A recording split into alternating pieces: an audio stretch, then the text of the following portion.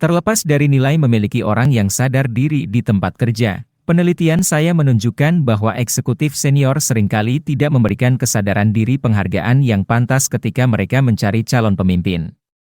Banyak eksekutif yang salah mengartikan keterus-terangan tentang perasaan sebagai kelemahan dan gagal memberikan penghargaan yang pantas kepada karyawan yang secara terbuka mengakui kekurangan mereka. Orang seperti itu terlalu mudah dianggap tidak cukup tangguh untuk memimpin orang lain. Padahal, sebaliknya adalah benar. Pertama, orang pada umumnya mengagumi dan menghormati keterus-terangan. Selain itu, para pemimpin terus-menerus dituntut untuk membuat keputusan yang membutuhkan penilaian jujur terhadap kemampuan mereka sendiri dan orang lain. Apakah kita memiliki keahlian manajemen untuk mengakuisisi pesaing? Bisakah kita meluncurkan produk baru dalam 6 bulan? Orang yang menilai dirinya sendiri secara jujur, yaitu orang yang sadar diri, sangat cocok untuk melakukan hal yang sama bagi organisasi yang mereka jalankan. Gambar berikut adalah sebuah tabel yang berisi berbagai kata yang lebih spesifik untuk menggambarkan emosi. Tabel ini dibagi menjadi beberapa kategori emosi utama dan berbagai kata yang lebih detail untuk setiap kategori. Berikut penjelasan untuk setiap kolom. Angry, marah. Grumpy, murka. Frustrated, frustrasi. Annoyed, terganggu. Defensive, bertahan. Spiteful, dendam. Impatient, tidak sabar. Disgusted, muak. Offended, tersinggung. Irritated, kesal. SAD, sedih. Disappointed, kecewa. Mournful, berkabung. Regretful, menyesal. Depressed, depresi. Paralyzed, terkunci. Pessimistic, pesimis. Tearful, menangis. Dismayed, terkejut. Disillusioned, kecewa. Anxious, cemas. Afraid, takut. Stressed, stres. Vulnerable, rentan. Confused, bingung. Bewildered, kebingungan. Skeptical, skeptis. Worried, khawatir. Cautious, hati-hati. Nervous, gugup. Hurt, terluka. Jealous, cemburu. Betrayed, dikhianati. Isolated, terisolasi. Shocked, terkejut. Deprived, kekurangan. Victimized, menjadi korban. Aggrieved, tersinggung. Tormented, tersiksa. Abandoned, terlantar. Embarrassed, malu. Isolated, terisolasi. Self-conscious, malu. Lonely, kesepian. Inferior, rendah diri. Guilty, bersalah. Ashamed, malu. Repugnant, menjijikkan. Pathetic, menyedihkan. Confused, bingung. Happy, bahagia. Thankful, bersyukur. Trusting, percaya. Comfortable, nyaman. Content, puas. Excited, bersemangat. Relaxed, santai. Relieved, leganya. Elated, sangat senang. Confident, percaya diri. Tabel ini membantu untuk mengidentifikasi emosi dengan lebih tepat dan detail, yang dapat meningkatkan pemahaman dan penanganan emosi dalam kehidupan sehari-hari. Regulasi diri. Dorongan biologis menggerakkan emosi kita. Kita tidak bisa menghilangkannya, tetapi kita bisa banyak melakukan untuk mengelolanya. Regulasi diri, yang seperti percakapan batin yang terus-menerus, adalah komponen kecerdasan emosional yang membebaskan kita dari menjadi tawanan perasaan kita. Orang yang terlibat dalam percakapan semacam itu merasakan suasana hati buruk dan dorongan emosional seperti orang lain, tetapi mereka menemukan cara untuk mengendalikannya dan bahkan menyalurkannya dengan cara yang bermanfaat. Bayangkan seorang eksekutif yang baru saja menyaksikan tim karyawannya menyajikan analisis yang gagal di depan dewan direksi perusahaan. Dalam kegelapan yang mengikuti, eksekutif mungkin merasa tergoda untuk memukul meja dengan marah atau menendang kursi. Dia bisa melompat dan berteriak pada kelompok tersebut. Atau dia mungkin mempertahankan kesunyian yang suram, menatap semua orang sebelum pergi. Namun, jika dia memiliki kemampuan untuk mengatur diri sendiri, dia akan memilih pendekatan yang berbeda. Dia akan memilih kata-katanya dengan hati-hati, mengakui kinerja buruk tim tanpa terburu-buru membuat penilaian. Dia kemudian akan mundur untuk mempertimbangkan alasan kegagalan. Apakah ini masalah pribadi, kurangnya usaha? Apakah ada faktor mitigasi? Apa perannya dalam kegagalan ini? Setelah mempertimbangkan pertanyaan-pertanyaan ini, dia akan mengumpulkan tim, menjelaskan konsekuensi dari insiden tersebut, dan menyampaikan perasaannya tentang hal itu. Dia kemudian akan menyajikan analisis masalah dan solusi yang dipertimbangkan dengan baik. Mengapa regulasi diri begitu penting bagi pemimpin? Pertama-tama, orang yang dapat mengendalikan perasaan dan dorongan mereka, yaitu orang yang masuk akal, mampu menciptakan lingkungan kepercayaan dan keadilan. Dalam lingkungan seperti itu, politik dan perselisihan tajam berkurang dan produktivitas tinggi. Orang berbakat berbondong-bondong ke organisasi dan tidak tergoda untuk meninggalkannya. Dan regulasi diri memiliki efek menular. Tidak ada yang ingin dikenal sebagai orang yang suka marah ketika bosnya dikenal karena pendekatan yang tenang. Suasana hati yang buruk di puncak berarti lebih sedikit di seluruh organisasi. Kedua, regulasi diri penting karena alasan kompetitif. Semua orang tahu bahwa bisnis saat ini penuh dengan ambiguitas dan perubahan. Perusahaan bergabung dan berpisah secara teratur. Teknologi mengubah pekerjaan dengan kecepatan yang memusingkan. Orang yang menguasai emosinya mampu mengikuti perubahan.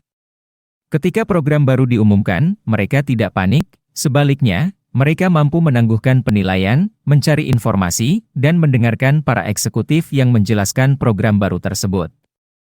Saat inisiatif bergerak maju, orang-orang ini mampu bergerak bersamanya. Kadang-kadang mereka bahkan memimpin. Pertimbangkan kasus seorang manajer di sebuah perusahaan manufaktur besar. Seperti rekan-rekannya, dia telah menggunakan program perangkat lunak tertentu selama 5 tahun. Program tersebut mengarahkan bagaimana dia mengumpulkan dan melaporkan data dan bagaimana dia memikirkan strategi perusahaan. Suatu hari, para eksekutif senior mengumumkan bahwa program baru akan dipasang yang secara radikal akan mengubah cara informasi dikumpulkan dan dinilai di dalam organisasi. Sementara banyak orang di perusahaan mengeluh keras tentang betapa mengganggu perubahan itu, manajer tersebut merenungkan alasan-alasan untuk program baru tersebut dan yakin akan potensinya untuk meningkatkan kinerja. Dia dengan antusias menghadiri sesi pelatihan, beberapa rekannya menolak melakukannya, dan akhirnya dipromosikan untuk menjalankan beberapa divisi, sebagian karena dia menggunakan teknologi baru dengan sangat efektif.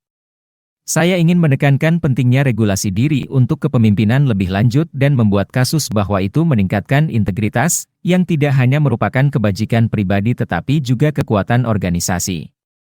Banyak hal buruk yang terjadi di perusahaan adalah akibat dari perilaku impulsif. Orang jarang merencanakan untuk melebih-lebihkan keuntungan, membengkakkan akun pengeluaran, mencuri dari kas, atau menyalahgunakan kekuasaan untuk tujuan pribadi. Sebaliknya, sebuah kesempatan muncul, dan orang dengan kontrol impuls rendah hanya berkata ya. Sebaliknya, pertimbangkan perilaku eksekutif senior di sebuah perusahaan makanan besar. Eksekutif tersebut sangat jujur dalam negosiasinya dengan distributor lokal. Dia secara rutin menjelaskan struktur biayanya secara rinci, sehingga memberi distributor pemahaman yang realistis tentang harga perusahaan. Pendekatan ini berarti eksekutif tersebut tidak selalu bisa menawar dengan keras. Sekarang, kadang-kadang, dia merasa terdorong untuk meningkatkan keuntungan dengan menahan informasi tentang biaya perusahaan. Tetapi dia menantang dorongan itu, dia melihat bahwa masuk akal dalam jangka panjang untuk melawannya.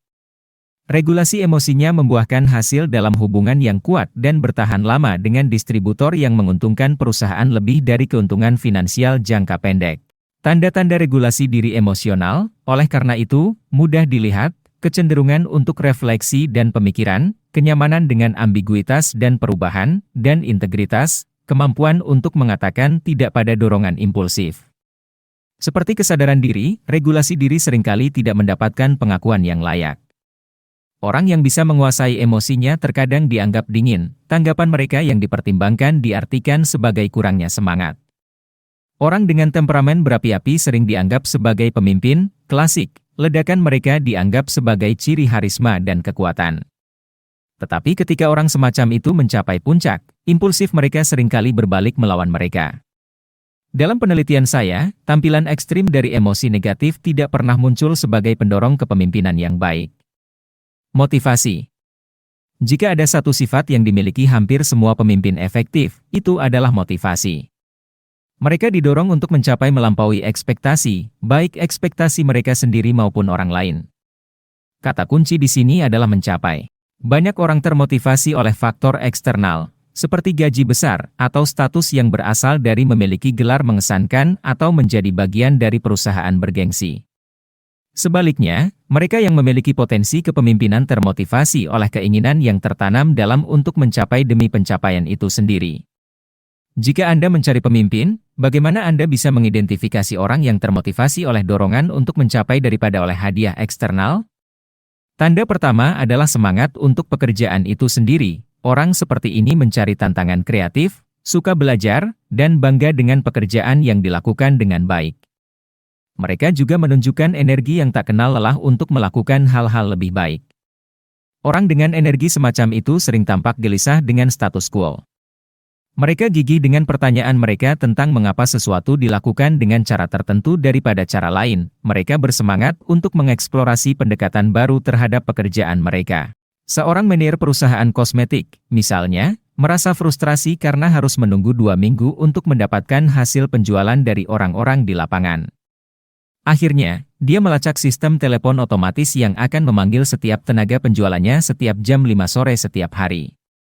Pesan otomatis kemudian meminta mereka memasukkan angka-angka mereka, berapa banyak panggilan dan penjualan yang mereka lakukan hari itu.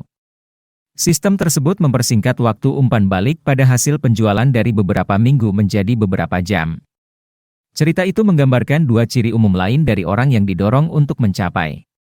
Mereka selalu menaikkan standar kinerja, dan mereka suka mengukur kemajuan. Ambil standar kinerja terlebih dahulu. Selama tinjauan kinerja, orang dengan tingkat motivasi tinggi mungkin meminta untuk diperpanjang oleh atasan mereka. Tentu saja, seorang karyawan yang menggabungkan kesadaran diri dengan motivasi internal akan mengenali batasannya, tetapi dia tidak akan puas dengan tujuan yang tampaknya terlalu mudah dipenuhi. Dan secara alami mengikuti bahwa orang yang didorong untuk melakukan lebih baik juga ingin cara untuk melacak kemajuan mereka sendiri, tim mereka, dan perusahaan mereka. Sementara orang dengan motivasi pencapaian rendah sering tidak jelas tentang hasil, mereka dengan motivasi pencapaian tinggi sering melacak skor dengan mengukur seperti profitabilitas atau pangsa pasar. Saya tahu seorang manajer uang yang memulai dan mengakhiri harinya di internet, mengukur kinerja dana sahamnya terhadap 4 tolok ukur yang ditetapkan industri. Menariknya, orang dengan motivasi tinggi tetap optimis bahkan ketika skor tidak menguntungkan mereka. Dalam kasus seperti itu, regulasi diri bergabung dengan motivasi pencapaian untuk mengatasi frustrasi dan depresi yang datang setelah kemunduran atau kegagalan. Ambil kasus manajer portofolio lain di perusahaan investasi besar. Setelah beberapa tahun sukses, dana investasinya jatuh selama 3 kuartal berturut-turut, menyebabkan 3 klien institusi besar mengalihkan bisnis mereka ke tempat lain. Beberapa eksekutif akan menyalahkan kemerosotan pada keadaan di luar kendali mereka, yang lain mungkin melihat kemunduran sebagai bukti kegagalan pribadi. Manajer portofolio ini, bagaimanapun, melihat kesempatan untuk membuktikan bahwa dia bisa memimpin perubahan. 2 tahun kemudian, ketika dia dipromosikan ke level yang sangat senior di perusahaan, dia menggambarkan pengalaman itu sebagai hal terbaik yang pernah terjadi pada saya belajar banyak darinya.